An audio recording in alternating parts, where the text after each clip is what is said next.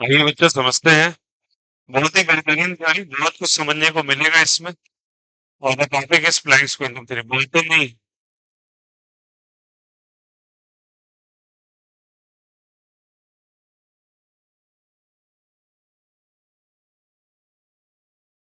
ये quantum theory क्या होता है? हम तो बस आगे बढ़ते हो गए यहाँ तक। अब चलिए हम आगे बढ़ते हैं।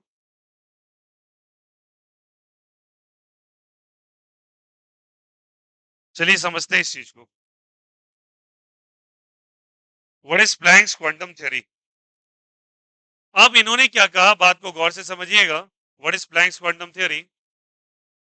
इन्होंने कहा कि अगर लेट अस सपोज किस कहीं पे सोर्स ऑफ लाइट है। इन्होंने कहा कि कहीं पे सोर्स ऑफ क्या है, जल्दी बताइए। लाइट।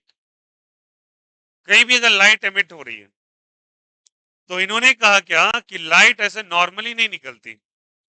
लाइट के निकलने का अपना एक तरीका है। बोला क्या? बोला लाइट जो निकलती है ना, वो एनर्जी के फॉर्म में निकलती है, बट साथ ही साथ इन्होंने बोला that comes out in the form of packets of energy, stacks of energy. ऐसा मानो कि बिस्किट का नया नया पैक आपने फाड़ा है, तो देखिए उसमें अरेंज बिस्किट्स कैसे रहते हैं, केक्स कैसे रहते हैं अरेंज। तो ऐसे ही ये सारे के सारे पैकेट्स के फॉर्म में निकल रहे हैं।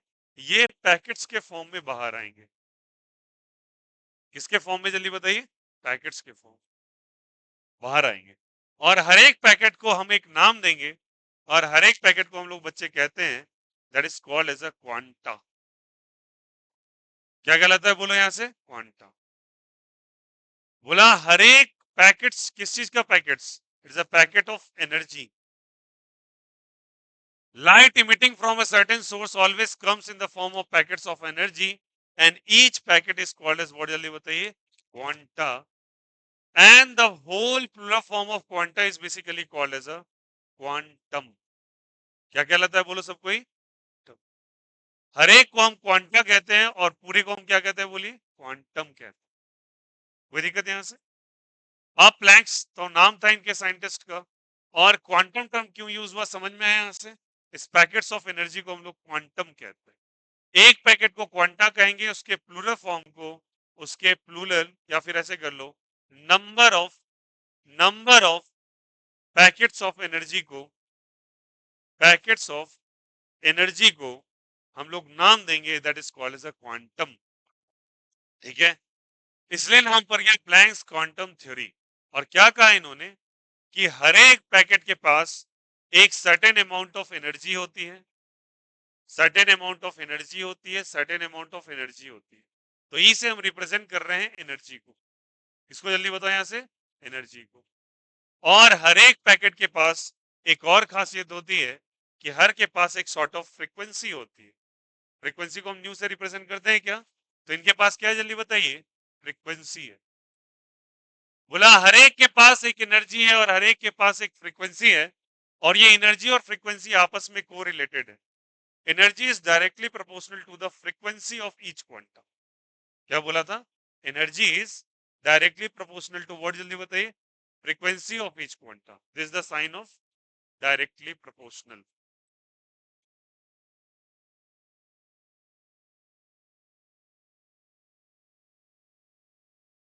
हर एक पैकेट प्रोपोर्शनल है, हर एक का एनर्जी प्रोपोर्शनल है, डिपेंड कर रहा है उसके फ्रीक्वेंसी पे।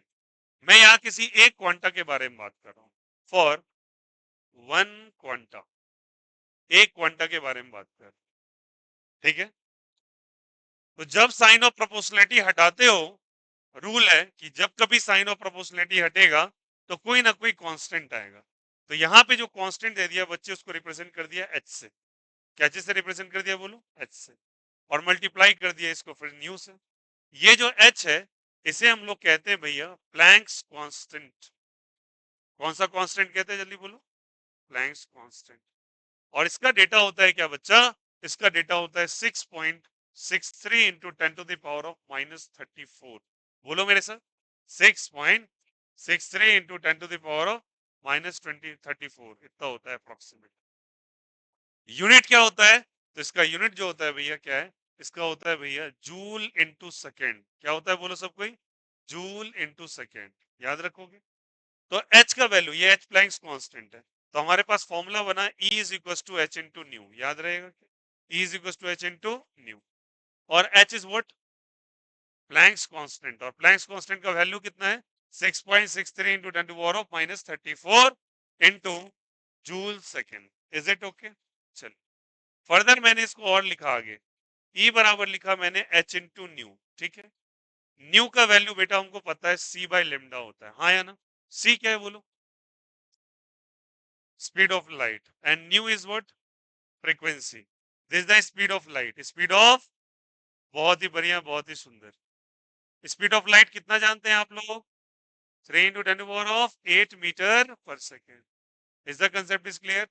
तो फर्दर इसको लिख सकते हैं क्या चीज, एच की जगह 6 पॉइंट सॉरी एच की जगह एच, और न्यू की जगह क्या लिख सकते हैं, c by lambda is equal to E is equal to H C by lambda. तो ये फॉर्मूला हुआ, ये फॉर्मूला हुआ, दोनों के दोनों क्या है, सेम है। This is called as energy of light, ठीक है। जब उसको हम क्वांटम के फॉर्म में, क्वांटा के फॉर्म में देखते हैं। अब सुनना, मैंने कितने के बारे में बात किया है, एक के बारे में, ठीक है। अब अगर हम बात करते हैं, if n packets of energy, packets of energy is emitting from a source,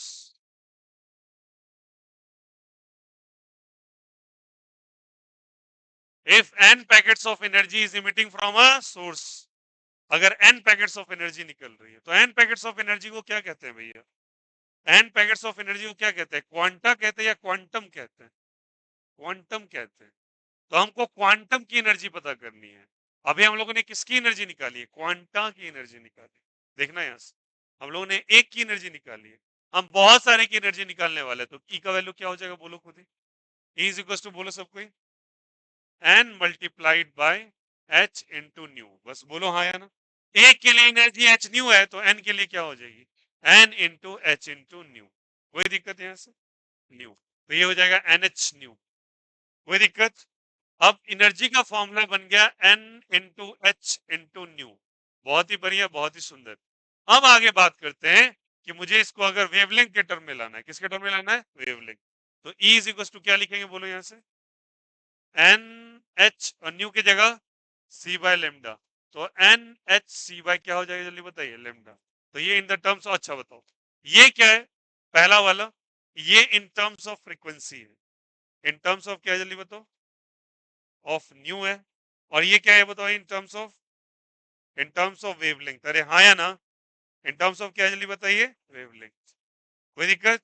उसी तरीके से ये फ्रीक्वेंसी पे डिपेंडेंट है, ये वेवलेंथ पे डिपेंडेंट है। क्या क्वांटम की एनर्जी समझ में आ गई और क्वांटा की समझ में आ गई, कोई दिक्कत, कोई आपत्ति किसी को? चलिए, उम्मीद कर रहा हूं यहाँ पे सिंपल इलस्ट्रेशन समझ में आया होगा। आगे और देखते हैं, और क्या समझेंगे। हम लोग बात करते हैं यहाँ से, इफ हमको ऐसे करके पता करना है, कभी कभी सवाल कैसे पूछेगा, आपसे पूछेगा इफ, इफ एन फोटोन्स, अच्छा, इन्हें हम लोग दो चीज कह सकते हैं, इन्हें या तो क्वांटा कहते हैं या क्वांटम कहते हैं, इन्हें ही दूसरे दर्जे का नाम एक और दिया जाता है, इन्हें कहते हैं फोटोन्स। क्या कहते हैं बोलो यहां से, फोटोन्स, ठीक है। अब अगर कहते हैं इफ एन फोटोन्स, या फिर लिख लो ऑब्लिक डाल के, quanta is emitting from a source, emit का मतलब होता है बाहर निकलना, emitting from a source in T seconds, अगर एन फोटोन्स निकल रहे हैं टी सेकेंड्स के लिए, तो कैसे इसको रिप्रेजेंट करेंगे, ठीक है। तो क्या करेंगे, देखो मेरी बात को समझो, एनर्जी का फॉर्मूला क्या निकला बोलो सबको, N into H into nu, ठीक है। टी सेकेंड्स के लिए निकला, तो हम लोग क्या कर देंगे बोलो यहाँ से, दोनों साइड टी सेकेंड से हम डिवाइड कर देंगे, ठीक है। एनर्जी इमिटिंग पर सेकेंड, एनर्जी इमिटिंग इन टी सेकेंड्स, ठीक है। बट एनर्जी बाय टाइम कुछ होता है, क्या होता है बोलो एनर्जी बाय टाइम, मैं बताता हूँ, it's a power, what is that बताइए, पावर। एनर्जी बाय टाइम क्या होता है बोलो, तो बाय डिफॉल्ट आप पावर निकाल रहे हैं, क्या निकाल रहे हैं बोलो, पावर, कोई दिक्कत नहीं है। अब मेरी बात को ध्यान सुनना, तो पावर बराबर ई बाय टी लिखा यहां से। अब इसको मैं सेपरेटली लिख रहा हूं, सारे बच्चे ध्यान से, एन बाय टी को एक साथ लिख दिया, और मैं इसके बाद इसको ऐसे करके ब्रैकेट में बंद कर देता हूं, और बाहर में जाके मैं कहीं एच इंटू न्यू लिखता हूं, ठीक है। मैंने लिखा है n photons और quanta is emitting from a source in t seconds, ठीक है। n बाई टी जो होता है, n बाई टी को हम लोग नाम बोलते हैं बच्चे, n बाई टी को हम लोग रिप्रेजेंट करते हैं स्मॉल n से, और इसे कहते हैं नंबर फ्रीक्वेंसी। नंबर क्या जल्दी बताइए?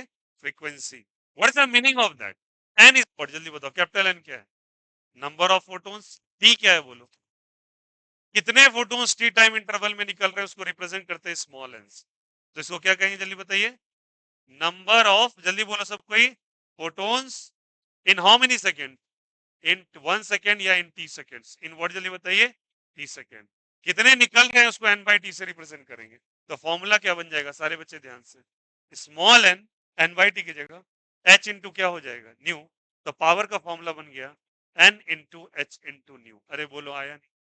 कोई दिक्कत, कोई आपत्ति? और न्यू का डेटा कितना है बच्चा? न्यू बराबर कितना है? बोलो बोलो सब कोई। C by lambda. तो पावर का फॉर्मूला आपका ऐसे भी लिखा सकता है small n into H C by lambda, ठीक है। इसको चाहो तुम एनर्जी बाय टाइम से भी रिप्रेजेंट कर दो। एनर्जी बाय टाइम से एक ही बात हुआ ना, power is energy by time. तो क्या ये लास्ट के दो फॉर्मूलाज पहले समझ में आए क्या? कोई दिक्कत, कोई आपत्ति? तो आपको ये यहाँ पे लिखे हुए, अब चलो हम डेजिग्नेट करेंगे हम क्या क्या चीज पर है। पहला फॉर्मूला क्या है बोलो? ई बराबर, ई बराबर बोलो मेरे साथ, एच इंटू न्यू। एच क्या है? प्लैंक्स कांस्टेंट का डेटा कितना होता है? 10⁻⁻34। न्यू क्या है? ई क्या है? Energy. In the terms of wavelength क्या लिखा है formula? S C by lambda, S C by lambda. अब मैं फर्दर एक, ये कितने फोटोन के लिए लिखा है? और अगर n फोटोन्स के लिए लिखोगे तो n into H into nu, और न्यू की जगह फर्दर सी बाय लेमडा लिख सकते हैं क्या? और अगर टी टाइम इंटरवल के लिए दिखा जाए तो दोनों साइड कैचे से डिवाइड कर दो? टी से। तो एनर्जी बाय टाइम क्या देता है बच्चा? तो कभी पावर के टर्म में पूछेगा, कभी एनर्जी बाय टाइम के टर्म में पूछेगा, तो आप इसको लिख लेना, कभी गड़बड़ाना मत। ओके, कोई दिक्कत, कोई आपत्ति? अच्छा, एनर्जी बाय टाइम है तो इसका यूनिट क्या हम लोग लिख सकते हैं? Joule by second. Joule by क्या लिख सकते हैं? सेकेंड। और जूल बाय सेकेंड लिख दिया तो कभी कभी वॉट भी चलेगा क्या? एनर्जी का यूनिट। अरे बोलो हाँ या ना? तो जो ऊपर लिखा वही यहाँ लिख सकते हैं क्या? कोई दिक्कत, कोई आपत्ति? तो याद रखना इन दोनों टर्म्स में, तो यहाँ पे हो गया पहला, दूसरा, the third one, the fourth one, the fifth and the sixth. क्या ये छह के छह टर्म्स में किसी को कोई दिक्कत, कोई आपत्ति? आया समझ में? तो इन ग्राउंड्स पे आपसे सवाल कभी भी पूछे जा सकते हैं। यही एनर्जी वाला क्वेश्चन जो 2.7 था, मैं 2.6 था, 2.6 जो छोड़ा था अभी, समझ में आ गया सभी? अब एनसीईआरटी पढ़ोगे तो एग्जैक्ट बेटा नहीं दे रखा है सब कुछ, बट एनसीईआरटी को जाके लाइन पे लाइन पढ़ोगे तो सब कुछ लिखा है, ठीक है। तो फॉर्मूला तो आपको एक्सट्रैक्ट करना पड़ेगा वहां से। एनसीईआरटी ने कभी कभी थियोरेटिकल भी बता दिया, तो फॉर्मूला आपको आना चाहिए। क्लियर हो गया यहाँ से? आप चलिए एक बात और सीखो। यहाँ तक क्लियर है सभी को? आइए हेल्प करना मुझे। एच सी बाय लेमडा निकला यहाँ पे, ठीक है। बहुत ही बढ़िया, बहुत ही सुंदर। एच का डेटा कितना लिखा आपने जल्दी बोलो? 10⁻⁻34। सी का वैल्यू कितना होता है? 8। लिखा क्या? बाय लेमडा लिख दिया। कोई दिक्कत? चलिए एक डेटा यहाँ पे हम लोग कैलकुलेट करते हैं। 6.63 मल्टीप्लाइड बाय दिस कितना हो जाएगा बोलो यहाँ से? 3 3 जल्दी बोलो। 9। 6 3 18, 1 in hand, 6 3 18, 1 19 into 10 to the power of -34 plus 8 31, -34 plus 8 -26। अरे बोलो हाँ या ना? भाई क्या लिखेंगे बोलो? लेमडा। यस और नो? अरे बोलो हाँ या ना? कर सकते हैं क्या? अच्छा, ये डेटा निकल के आ गया, और ये जो भी डेटा आया निकल के, ये जूल में आया। किस में आया जल्दी बोलो? जूल में। किस में आया? जूल। अब एक बात बहुत जानना इंपॉर्टेंट है, आप जिस एनर्जी के बारे में पढ़ रहे हो वो एनर्जी बहुत छोटी है, बहुत ही छोटी एनर्जी। कैसे बहुत छोटी एनर्जी? भैया तुम इसके पावर को गौर करो ना, क्या लिखा हुआ है? -26। यार जीरो डेसिमल प्लेस के बाद 25 जीरोस लग रहे हैं, तो 25 जीरो लग रहे हैं, वो डेटा तो ऐसे भी छोटा है। इनके एनर्जी को याद रखना, इन फोटोन्स की एनर्जी को हम लोग rather of converting in the form of joule, हम लोग ज्यादातर देखोगे एक्सरसाइज में आपको डेटा मिलेगा इलेक्ट्रॉन वोल्ट के ऊपर। इसके ऊपर, इलेक्ट्रॉन वोल्ट के ऊपर। छोटी चीज की एनर्जी ना जूल्स में नहीं, इलेक्ट्रॉन वोल्ट में मेजर की जाती है। तो ये किसमें निकाला है आप? जूल में। इलेक्ट्रॉन वोल्ट में अगर कन्वर्ट करने कहा जाए तो ये डेटा याद रखिएगा। क्या डेटा होता है सारे बच्चे ध्यान से, और इसको कन्वर्ट भी करेंगे हम लोग। दैट इज 1 जूल में, सारे बच्चे ध्यान रखना, 1.6 into 10 to the power of -19, sorry sorry sorry sorry 1 electron volts में 1.6 into 10 to the power of -19 joule होता है, और हमको इसी में डेटा दे रखा होता है। अब हम कैसे इसको इसमें कन्वर्ट करेंगे वो बात की बात है, फिलहाल ये समझ में आया कैसे किया, कोई दिक्कत कोई आपत्ति? तो ध्यान रखिएगा, ये इंपॉर्टेंट डेटा है, तो यहाँ पे जो 6 फॉर्मूलाज लिखे, 1 2, और ये डेटा भी याद रखना, ठीक है? 3 4 और क्या चीज 5 एंड 6 याद रहेगा क्या? इसको हम लोग कौन सा थ्योरी कहते हैं चलिए बताइए। तो आइए स्टेटमेंट लिख लें, सबसे पहले लिखिएगा स्टेटमेंट, प्लैंक्स क्वांटम थ्योरी का लिखिएगा statement,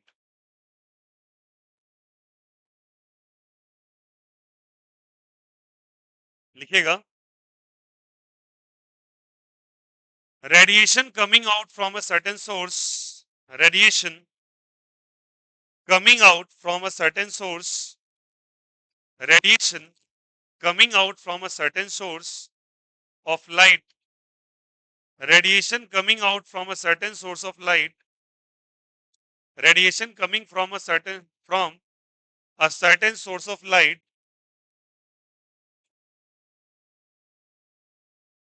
source of light emits in the form of emits in the form of emits in the form of emits in the form of packets of energy, emits in the form of packets of energy, emits in the form of packets of energy, packets of energy called as called as quanta, called as quanta, called as quanta, full stop डालिएगा।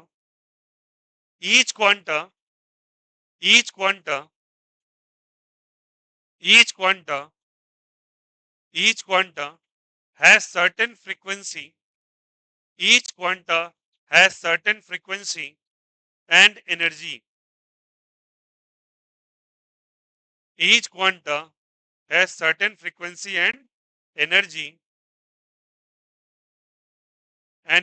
Comma डाल के लिखिएगा, comma डाल के लिखिएगा, their energy their energy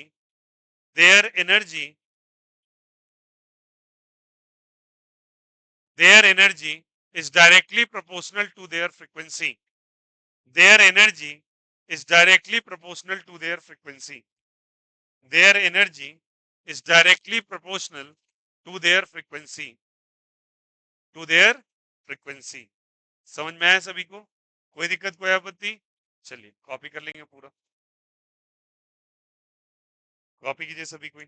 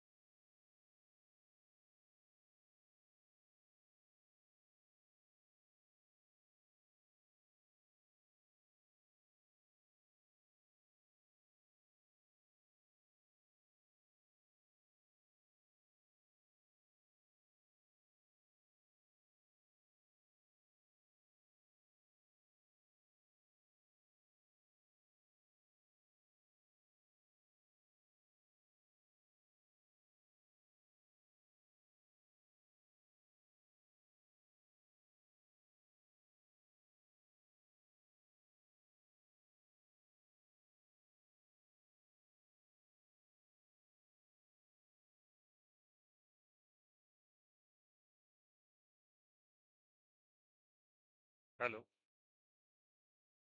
हाँ hello.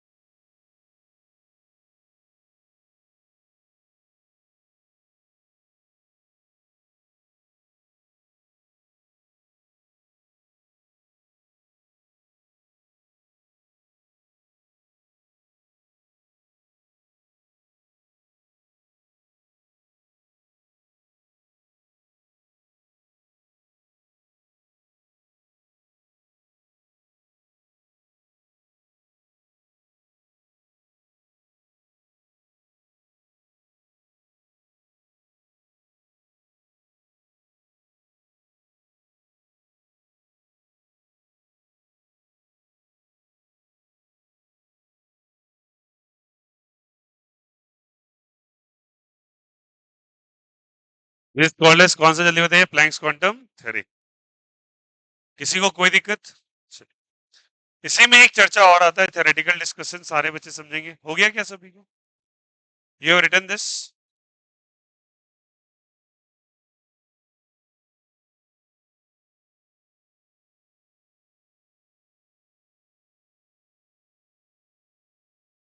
चलिए इस बात को और थोड़ा सा डिटेल से हम लोग समझते हैं। हमारे पास ये डेटा आ गया, सभी को देख लिया सबने? क्या डेटा है मेरे पास, जल्दी बताओ। एनर्जी बराबर 19.8926 बाय लेमडा। ठीक है, ये जूल में आया, किस में आया बोलो यहाँ से? जूल में। अब बात को अच्छे से समझना, मुझे इसको कन्वर्ट करना है इलेक्ट्रॉन वोल्ट्स में। किस में कन्वर्ट करना है?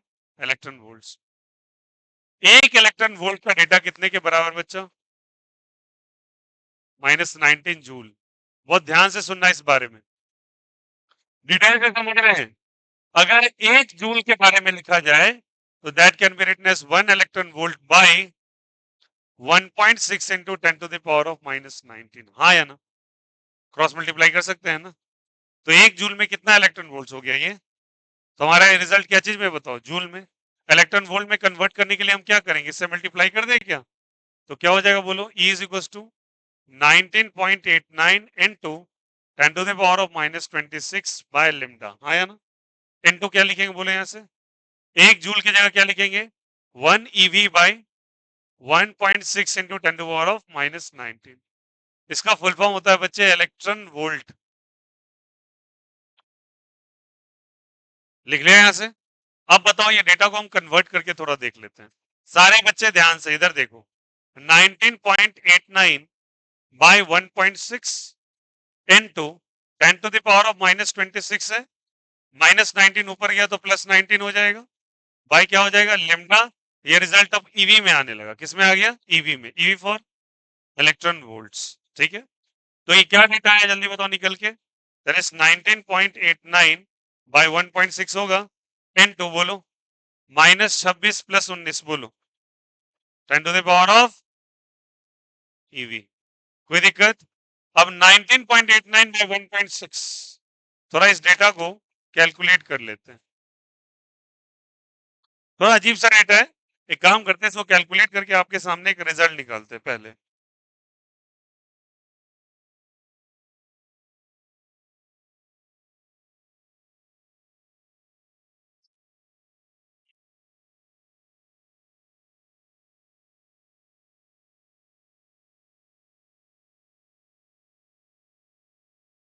चलिए क्या डेटा है बोलो सब कोई। It's 19.89 divided by what 1.6। ठीक है, that data comes to be, सारे बच्चे ध्यान से, ये डेटा है आपके पास, मैं लिख रहा हूं आपके सामने, दैट इज 12.431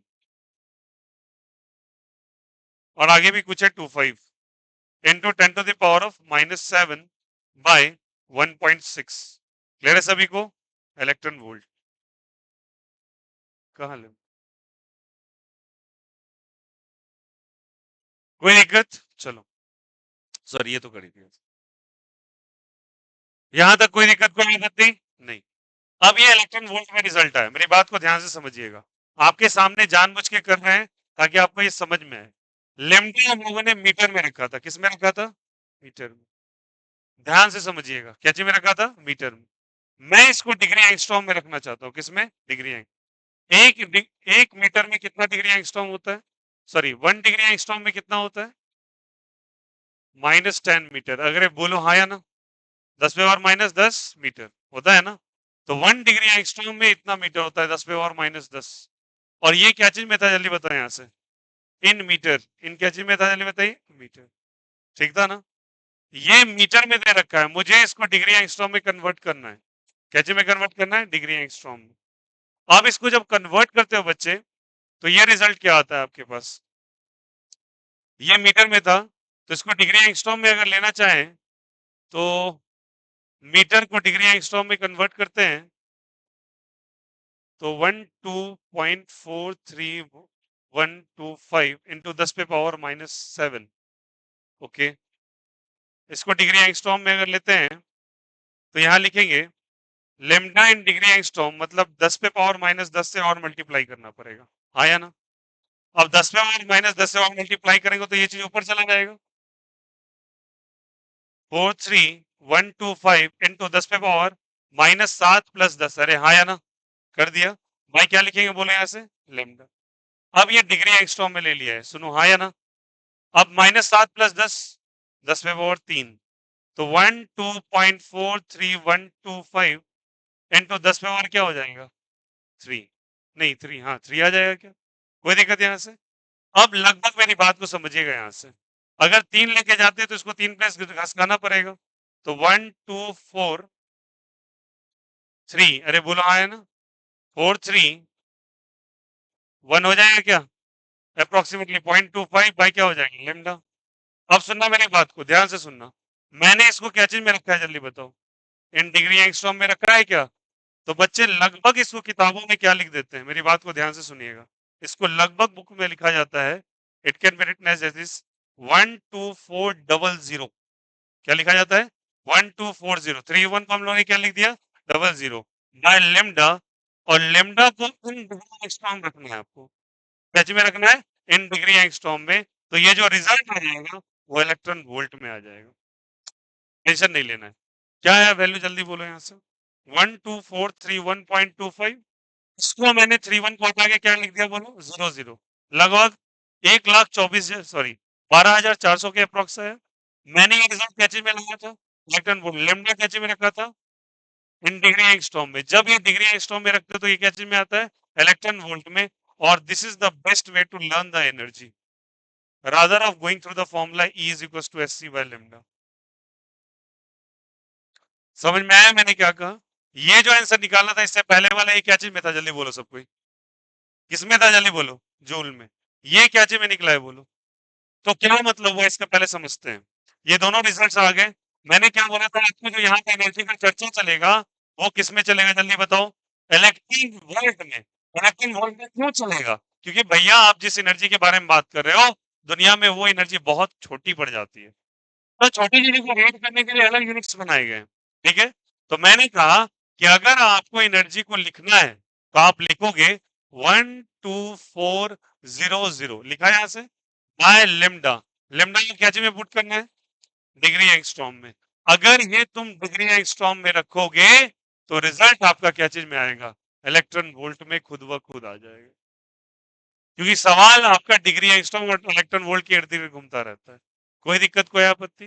क्या मेरी बातें समझ में आई? मैंने क्या कहा, क्या बोला बोलो यहाँ से?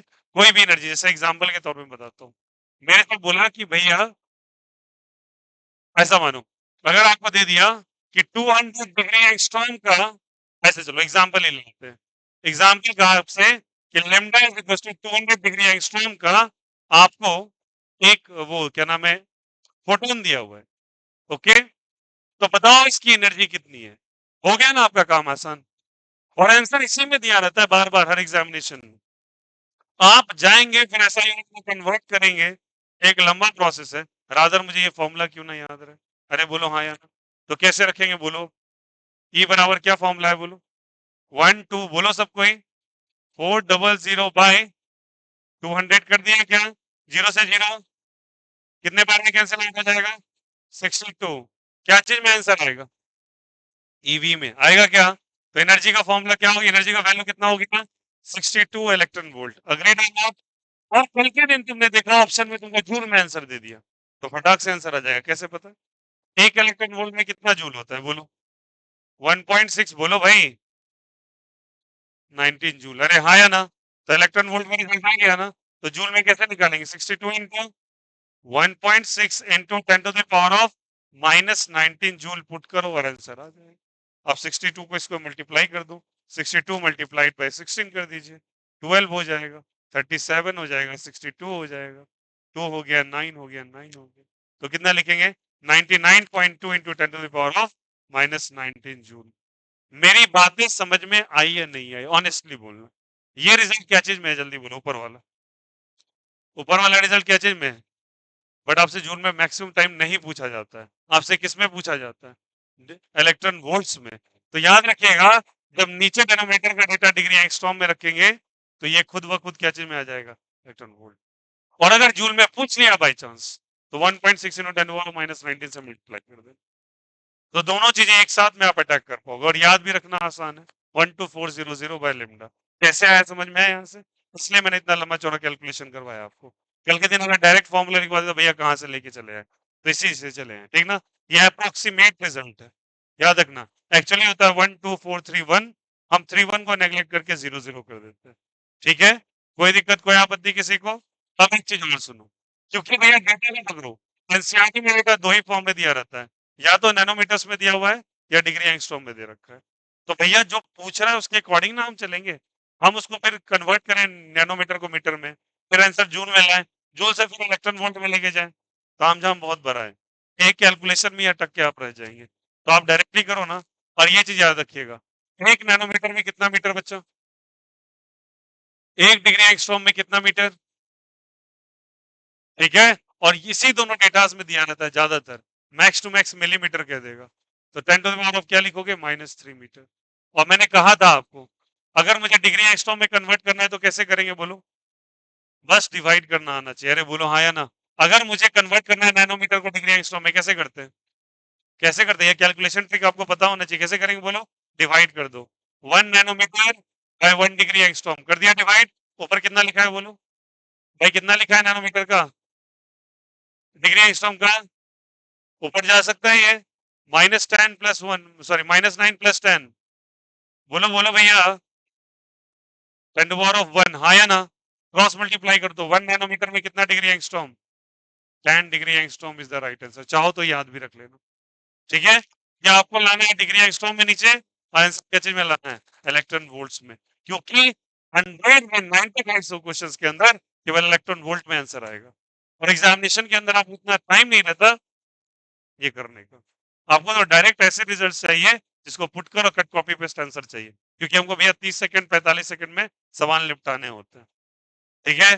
तो क्या कर लोगे, तो एक बार बेसिक प्रोसीजर लिख लो और याद रखना कैसे आया है, और कल के दिन अगर कोई पूछे कि हाउ डज इट, सॉरी ये कैसे डिराइव हुआ है, तो लॉजिक यहाँ पर है, इसलिए है। आपकी कॉपी में लिखा रहेगा, बट याद आप दो ही फॉर्मूला रखोगे, एक ये और एक ये। कोई दिक्कत, याद रहेगा सबको। चलिए कॉपी दिस फॉर्मूला।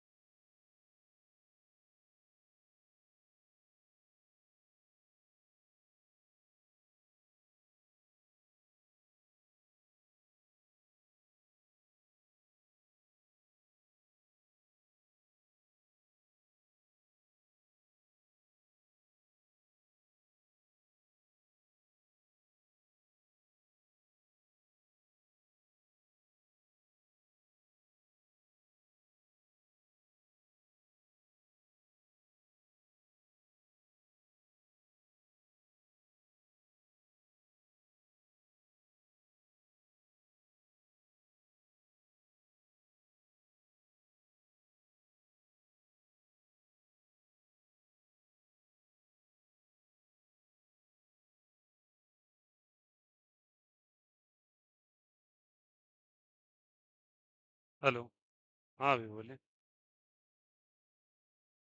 पीडीएफ तो नहीं किए हैं अभी तक। तो हम कल रात में भेजे, बोले ना सोए रह गए हो, भोरे मैसेज देखे। पीडीएफ बना के देंगे तभी ना, बात वही है ना। वो तो बोले कल रात में तो सुतल रह गए।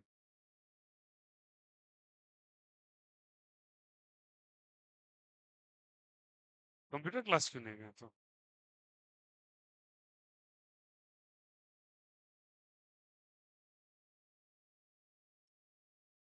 क्या करें, डायरेक्टली यही रिजल्ट दिखा दें फिर, यही हैंड रिटन वाला दे दें, अच्छा लगेगा। वही समझिए ना बात को, प्रोफेशनल नहीं लगता है थोड़ा।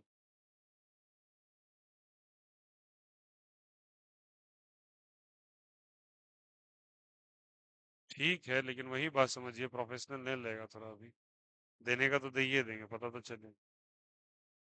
दीपक सर क्या कर रहे हैं, सुबह पढ़ा रहे थे बच्चे। 6:30 से उनका क्लास रहता है नीचे। हाँ नीचे क्लास है 12th का।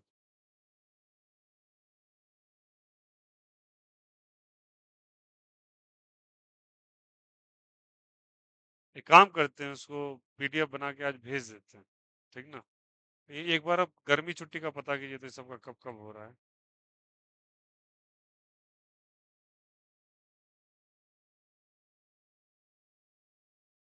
हाँ हाँ, बात तो ये भी है।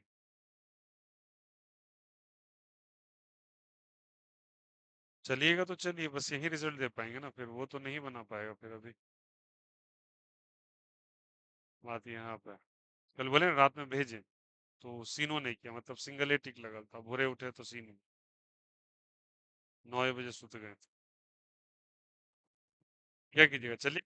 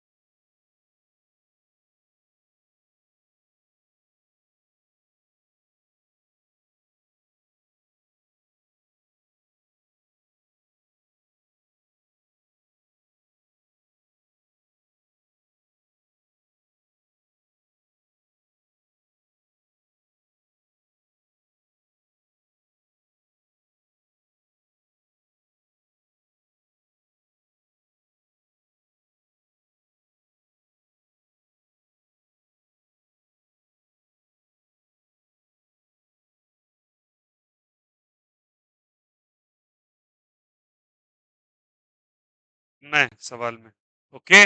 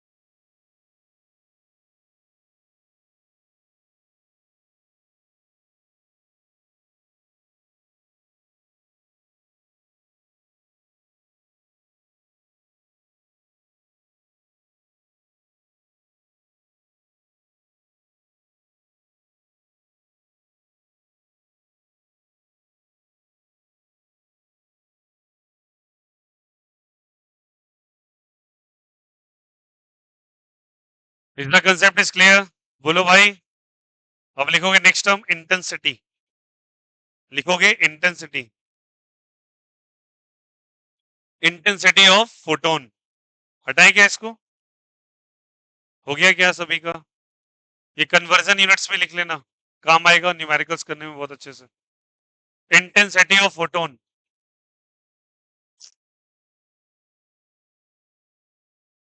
हेलो, नहीं भेजे तो नहीं?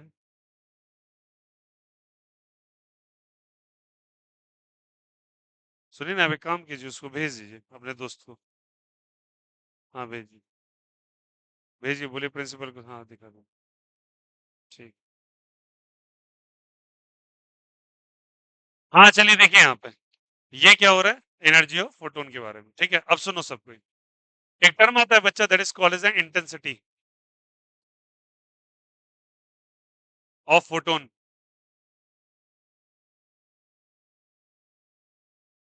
इंटेंसिटी ऑफ फोटोन क्या है, देखो यहाँ से हम लोगों ने एनर्जी पढ़ा, एनर्जी का डिफरेंट फॉर्मूलाज आ गए, पावर भी पढ़ लिया। इंटेंसिटी क्या होता है, सारे बच्चे ध्यान से। मान लो यहाँ पे एक स्क्वायर प्लेट है ऐसे करके, ठीक है।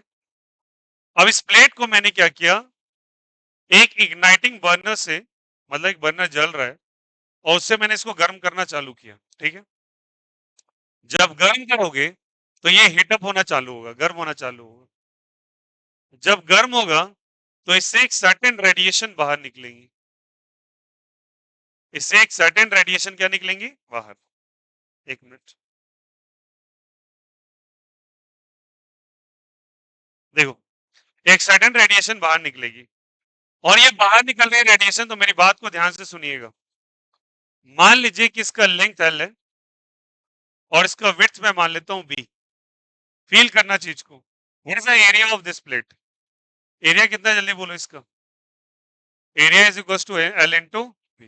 ठीक, अब मैं यहाँ पे एक स्टॉप वॉच लगा देता हूँ और उससे मैं रीड कर रहा हूँ कि कितने टाइम बाद, यहाँ पे एक स्टॉप वॉच है और इससे पता करना है कि मुझे ये रीड करना है कि एक सर्टेन टाइम इंटरवल, मैंने मान के चलो 5 मिनट लगा दिया, 10 सेकेंड लगा दिया, 20 सेकेंड लगा दिया, तो कितने सेकेंड बाद, एक 30 सेकेंड बाद मुझे देखना है कि कितनी एनर्जी इससे निकल रही है। क्या निकल रही है, जल्दी बताओ, एनर्जी। तो ध्यान रखना, कितनी एनर्जी निकल रही है इस गिवन एरिया से गिवन टाइम में। फिर से बोल रहा हूँ, क्या बोला, जल्दी बोलो, क्या बोला, जल्दी बोलो सब कोई। कितनी एनर्जी निकल रही है इस गिवन एरिया से गिवन टाइम में। जो भी एनर्जी गिवन एरिया से गिवन टाइम में निकलेगी, that is basically called as a, समझ में आया इंटेंसिटी का फॉर्मूला क्या हो? क्या बोला, फिर से बोलो। इंटेंसिटी इज व्हाट मैंने बताया से, energy from a given area from a given time interval. ठीक है, तो intensity is actually given by I is equal to, बोलो सब कोई, energy by area into time. समझ में आया यहाँ से? फिर से कितना एनर्जी निकल रही है गिवन एरिया से गिवन टाइम इंटरवल में, is called as a intensity. इसको इंटेंसिटी कहा जाता है। अब I इज इक्वल टू बच्चे हो गया E इंटू ए इंटू टी। अग्रीड और नॉट? कोई दिक्कत, कोई आपत्ति नहीं? चलो, अब इंटेंसिटी किसका पता कर रहे हैं? अगर ये निकल रहे हैं तो ये भी फोटोन्स के फॉर्म में निकलेगा ना। तो मैं किसी एक, मान के चलो एक फोटोन के बारे में पता कर रहा हूँ, ठीक है। तो ये आ गया वैल्यू। अगर वैल्यू ये आ गया तो समझो यहाँ से इंटेंसिटी ऑफ वन फोटोन मान सकते हैं, तो एनर्जी बाय एरिया इनटू क्या हो जाएगा, टाइम। कोई दिक्कत, कोई आपत्ति? अगर ये लिखा तो आप बताओ इसके यूनिट के बारे में अगर बात किया जाए तो क्या लिख सकते हैं यूनिट, सारे बच्चे ध्यान रखना। ऊपर एनर्जी का क्या होगा जल्दी बोलो, जूल। बाय एरिया का मीटर स्क्वायर इनटू क्या चीज, सेकेंड। जूल बाय सेकेंड क्या होता है, जूल बाय सेकेंड क्या होता है बोलो सब कोई। Joule by second is a what, power होता है। ये पावर है, बोलो हाँ या ना। अगर ये पावर है तो पावर का क्या लिखेंगे जल्दी बोलो, व्हाट बाय क्या चीज, मीटर स्क्वायर। तो यूनिट इज इक्वल टू क्या हो जाएगा बोलो सब कोई, व्हाट बाय मीटर स्क्वायर। कोई दिक्कत, कोई आपत्ति? या फिर joule by metre square into second, ये दोनों चलेगा। पहले इंटेंसिटी टर्म समझ में आया सभी को, कोई दिक्कत, कोई आपत्ति? अब सुनना, इंटेंसिटी को आगे और डिफाइन किया गया है। तो इंटेंसिटी को अगर मैं लिखना चाहूं, ये कितने के लिए लिखा बोलो, एक फोटोन के लिए, एन फोटोन्स के लिए। ये कितने फोटोन के लिए लिखा गया है, फॉर वन फोटोन। अरे बोलो हाँ या ना, वन फोटोन, या फिर दूसरे शब्द में क्या कह सकते हैं बोलो, क्वांटा। अरे बोलो हाँ या ना।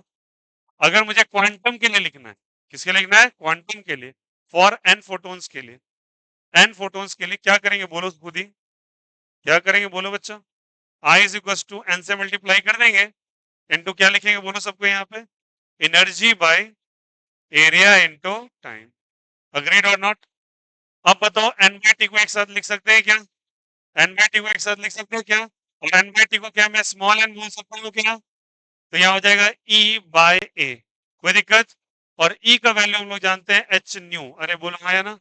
तो फर्दर इसका हो गया N by T H nu by क्या हो जाएगा, ए। सारी बात को ध्यान से रखना। आप एनसीईआरटी पढ़ोगे डायरेक्टली आपको ये फॉर्मूला पंच करते नहीं मिलेंगे, बट मैं आपको 50 क्वेश्चन दिखा सकता हूँ पिछले 25 सालों के अंदर, जिसमें ऐसे ऐसे सवाल आ रखे हैं जब इन सारे फॉर्मूला से डायरेक्ट आंसर आते हैं। बिकॉज इंटेंसिटी अगर चर्चा कर दी एनसीईआरटी ने, वो कुछ भी पूछेगा और मैं दिखाऊं कैसे पढ़ना है उसको। ठीक है, ये मात्र एक पेज का चर्चा चल रहा है, अभी एक पेज मात्र मैं दिख रहा हूँ एनसीईआरटी से, तो बैकएंड पे मैं एनसीईआरटी लूंगा, पढ़ाते पढ़ाते बहुत डेप्थ में हम जाते जाएंगे, जाते जाएंगे, जाते जाएंगे। ठीक है, तो आई बराबर क्या हो जाएगा बोलो सब कोई, एन बाई टी को स्मॉल एन लिखे क्या, एच न्यू बाई क्या हो जाएगा, A is the formula of intensity. अब देख के लग नहीं रहा कि इंटेंसिटी का फॉर्मूला, इंटेंसिटी का फॉर्मूला तो ये होता है, but this is also the formula of what जल्दी बताए। अब न्यू का क्या लिख सकते हैं फर्दर सबको बोलो, सी बाय लेमडा। अरे हाँ या नहीं, तो क्या फॉर्मूला बन गया into n H C by lambda into A. तो ये फॉर्मूला आपका इंटेंसिटी का डेराइव हो गया। This is the formula for intensity, ये एक, और this is the formula for intensity पहला वाला, ये क्वांटा के लिए, ये क्वांटम के लिए। ठीक है, तो आपसे बोलेगा इंटेंसिटी दे देगा, कभी कभी आपसे पूछ लेगा कि कितने number of photons per unit time निकल रहे हैं, तो इंटेंसिटी के टर्म में ये फॉर्मूला है, इससे पहले वाला एनर्जी के टर्म में था। क्या सबको समझ में आ गया, what is the difference between intensity and energy? Clear हो गया ऐसे? तो एनर्जी पर यूनिट एरिया पर unit time is called as intensity. उम्मीद कर रहा हूं सभी को ये बातें समझ में आ रही होंगी। ये क्लियर हो गया सभी को क्या? अरे बोलो हाँ या ना। ये आपका हो गया एनर्जी का फॉर्मूला, ये क्लियर है सभी को? अब एनर्जी जैसे आ गया, इंटेंसिटी आ गया, इंटेंसिटी भी क्लियर हो गया, तो इंटेंसिटी है। अब यहां से एक इंपॉर्टेंट चीज होता है, जो यहाँ पे देखोगे हमने तीन चार टॉपिक्स बेसिकली पढ़ने होते हैं। एक होता है बच्चे that is called as a black body. जब एनर्जी और इंटेंसिटी पढ़ लिए तो ब्लैक बॉडी के बारे में हम समझते हैं। ब्लैक बॉडी क्या है बेसिकली? ब्लैक बॉडी बेसिकली किसको कहा गया है? एक ऐसा बॉडी, समझना अच्छे से, एक बॉडी जिसके पास कैपेसिटी है कि आ रहे सारे इंटेंसिटी को, या सारे आ रहे रेडिएशन को। अब रेडिएशन तो भैया एक लाइट है, ठीक है, रेडिएशन के पास दो ही चीज हो सकती है जो अभी हम पढ़े, क्या क्या हो सकती है, इसके पास या तो एनर्जी या तो इंटेंसिटी है। तो दूसरे शब्दों में कहा जाए, ब्लैक बॉडी आ रहे हैं अपने ऊपर रेडिएशन को, रेडिएशन की दो चीज, या तो उसकी एनर्जी या तो उसकी इंटेंसिटी को काफी कैपेसिटी हो कि वो ब्लैक बॉडी, जो भी बॉडी है, अपने ऊपर आ रहे रेडिएशन को पूरी तरीके से एब्जॉर्ब कर सके। क्या कर सके चले तो, एब्जॉर्ब कर सके, कितना, 100%। ठीक है, और इसको हम लोग कहते हैं बच्चे एब्जॉर्बटेंस। क्या कहते हैं इसको चले बताइए, एब्जॉर्ब, PTANC लगा दो। अगर किसी बॉडी का 100% एब्जॉर्प्टेंस है तो याद रखना वो एक परफेक्टली ब्लैक बॉडी कहलाएगा। कोई भी रेडिएशन उसके पास गिर रहा हो तो लिखा क्या है, कोई भी रेडिएशन गिर रहा हो तो रेडिएशन की एनर्जी और इंटेंसिटी भी एब्जॉर्ब करेगा। रेडिएशन है तो उसके पास दो चीजें और होंगी, वो लाइट है, लाइट है तो उसके पास फ्रीक्वेंसी भी होगा, क्या होगा, वेवलेंथ होगा। समझ में आई बात है? तो लिखना यहाँ से क्या कहते हैं, एक परफेक्टली ब्लैक बॉडी वो है जो किसी भी तरह की फ्रीक्वेंसी या वेवलेंथ को अपने ऊपर क्या कर ले, बोलो, एब्जॉर्ब कर ले, या फिर किसी भी तरह की फ्रीक्वेंसी और वेवलेंथ एनर्जी और इंटेंसिटी को एब्जॉर्ब कर ले, उसे कौन सा बॉडी कह देते हैं, ब्लैक बॉडी कह देते हैं। समझ में आया? फिर से सुनना, वो किसको एब्जॉर्ब करेगा, रेडिएशन को। रेडिएशन के नेचर के अंदर क्या क्या चीज हो सकता है, फ्रीक्वेंसी, वेवलेंथ, और उसका क्या क्या हो सकता है। तो किसी भी प्रकार की फ्रीक्वेंसी और वेवलेंथ किसी भी रेडिएशन का गिर रहा हो, उसकी एनर्जी और इंटेंसिटी को अगर एब्जॉर्ब करने की कैपेसिटी रखता हो तो उसे क्या कह देंगे, बोलो, perfectly black body. Perfectly black body 100%। हालांकि आगे चल के समझेंगे इसके बारे में। और अगर इसके पास वही कैपेसिटी है कि इन्हीं रेडिएशन को एनर्जी को, इंटेंसिटी को, फ्रीक्वेंसी और वेवलेंथ तो इसका नेचर में ही होगा, अगर इसको एमिट भी कर सके, क्या कर सके, बोला, एमिट, परफेक्टली एब्जॉर्बिंग है, और 100% इसके पास एमिटेंस भी है।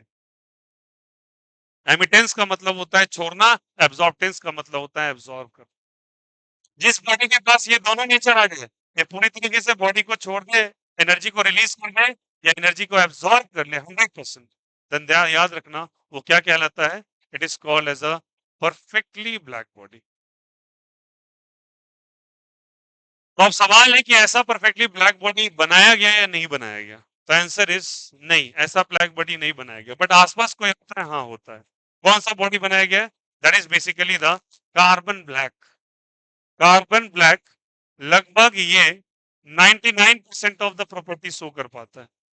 कार्बन ब्लैक सीधी सी बात मानो, जो काजल यूज करते हैं बच्चों को लगाने, उसे परफेक्टली ब्लैक बॉडी बना गया। या तो 100% अपने ऊपर गिर रहा है, इंटेंसिटी को एब्जॉर्ब कर लेगा, या 100% उसको इमिट करने की कैपेसिटी रखेगा।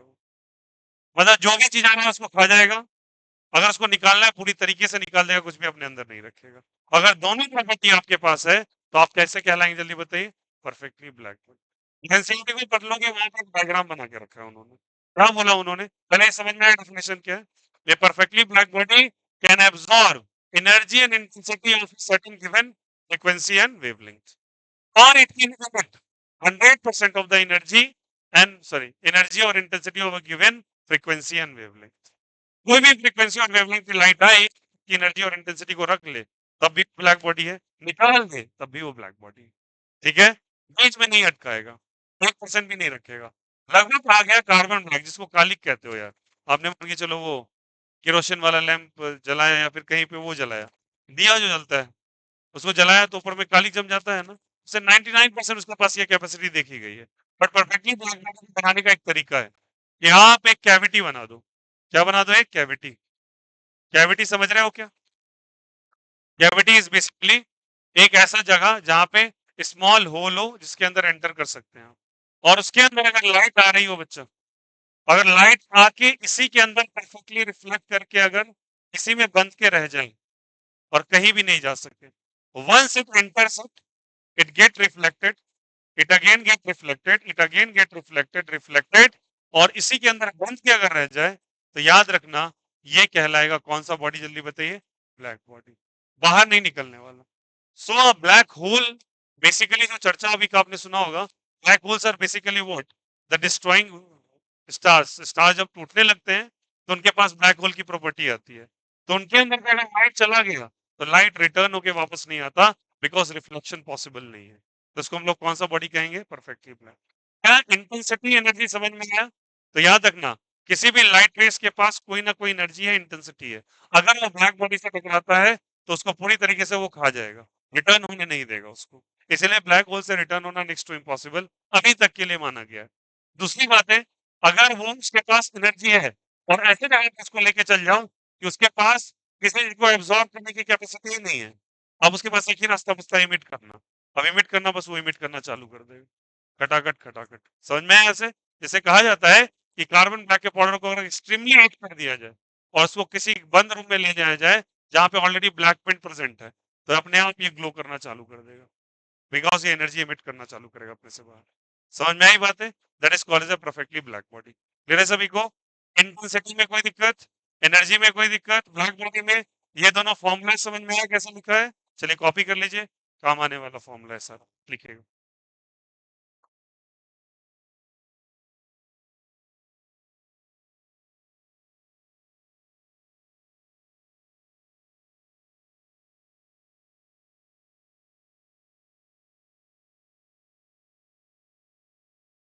हाँ भैया ये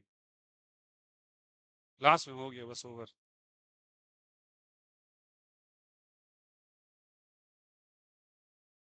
अच्छा ये पर निकल गया।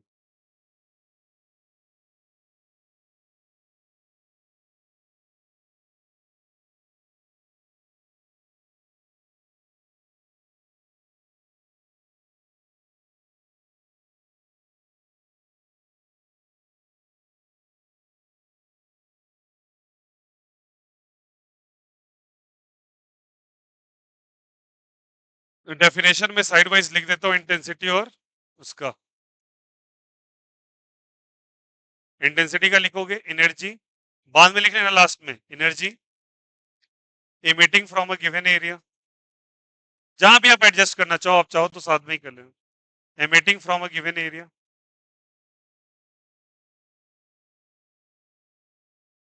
in a given time interval।